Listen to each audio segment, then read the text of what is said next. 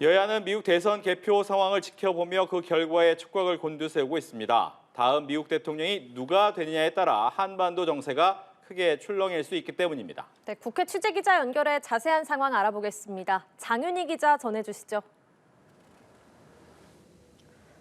네, 여야 모두 미국 대선 결과가 국내 정치에 미칠 영향을 예의주시하는 분위기입니다. 국민의힘은 오전 국회에서 한동훈 대표 주재로 국방 외교 현안 관련 긴급 점검회의를 열었습니다.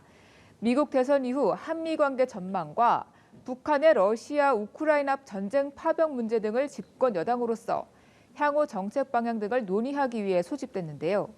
한 대표는 어느 후보가 미국 대통령이 되든 한미 동맹은 강화될 것이라고 기대하면서 정부의 우크라이나 참관단 파견 검토에 대한 야당의 반발에는 국익을 해하는 선동이라고 비판했습니다. 민주당 이재명 대표는 국회에서 열린 법륜스님과의 차담회에서 미국 대선 상황 주제가 나오자 세상이 하수상하다, 근래 한반도 평화 문제가 심각해졌다며 우려를 전하기도 했습니다. 또 국회 외교통일위원회에서는 미국 대선 직후 관례대로 여야가 함께 미국을 찾아 의회와 새 행정부 관계자를 만나는 일정을 추진하고 있습니다. 미국 대선뿐 아니라 내일 예정된 윤석열 대통령의 대국민 담화에도 큰 관심이 쏠리고 있습니다. 오늘 여야 움직임은 어떻습니까? 윤 대통령의 대국민 담화를 하루 앞두고 국민의힘 한동훈 대표는 조금 전 국회에서 오육선 의원들과의 간담회를 마쳤습니다. 이 자리에서 참가자들은 내일 대통령 담화가 국민들에게 겸허한 자세로 변화와 쇄신의 계기가 되기를 기대한다고 의견을 모은 것으로 알려졌습니다.